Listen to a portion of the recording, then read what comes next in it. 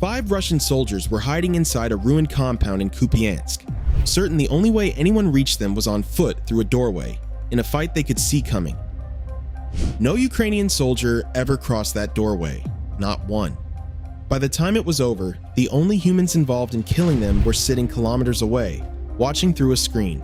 Tonight's story is about a single building clearance that took place without a single Ukrainian boot on the ground, and about the machine that made it possible. Welcome back. Let's start with the problem this operation was actually built to solve. Kupiansk changed hands in December, back into Ukrainian control.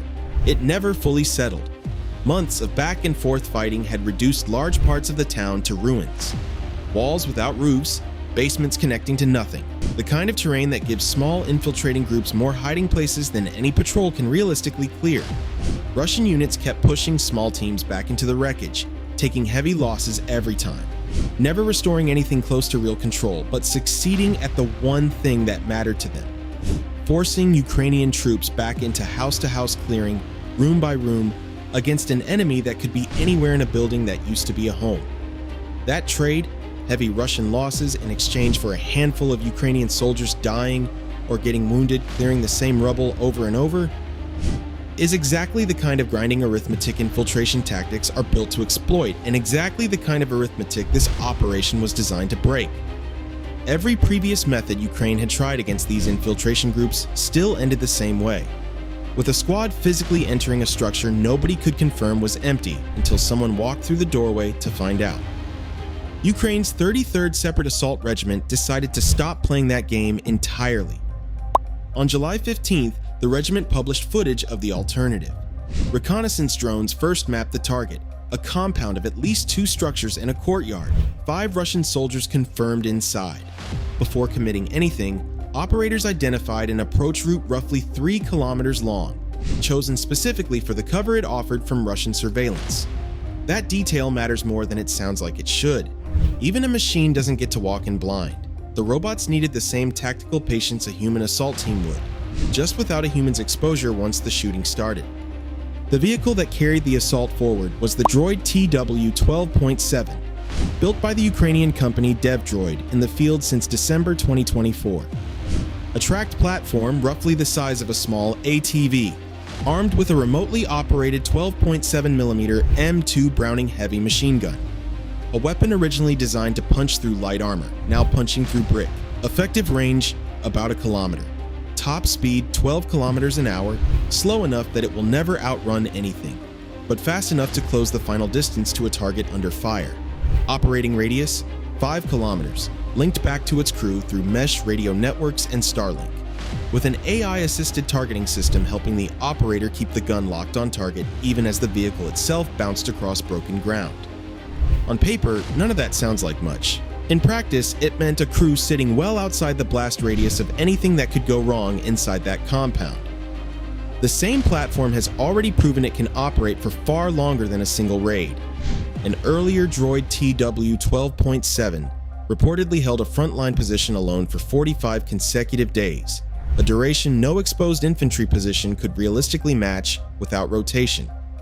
2 of these machines advanced together, accompanied by 3 multi-rotor drones, reconnaissance quadcopters, and at least 1 heavy bomber drone carrying munitions built in the regiment's own workshop rather than shipped in from anywhere else. This is a war where some of the ordnance dropping through a roof was welded together by the same unit flying the drone that delivers it. Here's how the actual clearance unfolded. A reconnaissance drone spotted one of the 5 Russians shifting position, trying to move from one building to the other. A Mavic quadcopter locked onto him immediately, tracked the movement in real time. There was nowhere in that compound left to relocate to without being seen. That's when the ground robots opened up, positioned on opposite sides of the structure, firing simultaneously into windows on both faces of the building at once. Front and back covered in the same moment meant there was no side of the building left to run toward. The 50 caliber rounds didn't just threaten the men inside. They went through the walls themselves, turning brick that used to be cover into something closer to open ground. That's the part worth sitting with. The soldiers inside weren't just pinned by gunfire coming through windows. The building itself, the one thing that was supposed to protect them, stopped being reliable protection. The moment rounds built to defeat light armor started punching straight through its walls. A .50 caliber round has enough energy to pass through several layers of brick before it loses its lethality, which means a soldier standing well inside what should have been a safe room could be hit by fire that never had a direct line of sight to him at all. The building was working against them structurally, not just failing to stop the attack.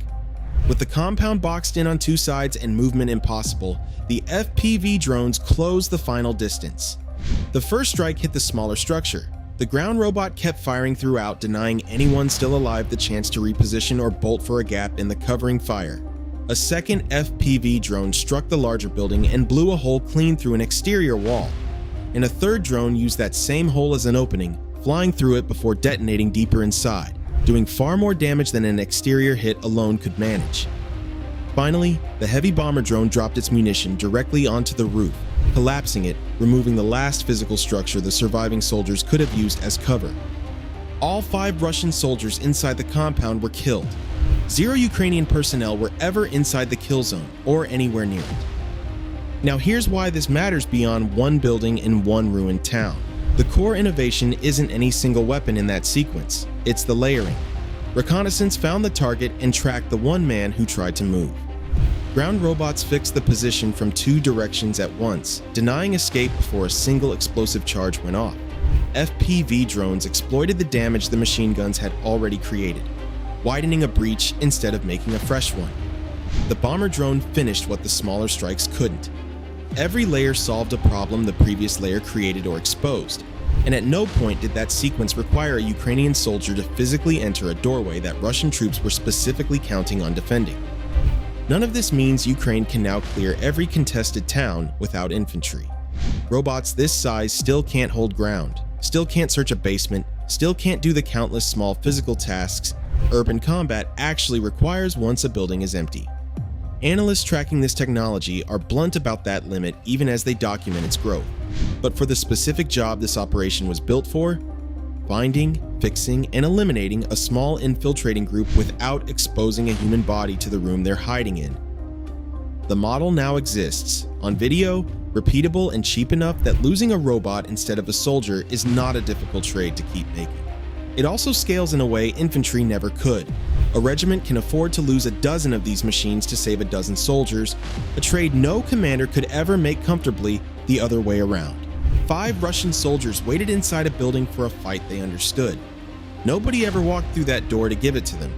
If a $30,000 robot can now do the job that used to cost Ukraine soldiers' lives, one room at a time, how many more doorways along this front are quietly being handed over to machines before anyone outside the units involved even notices?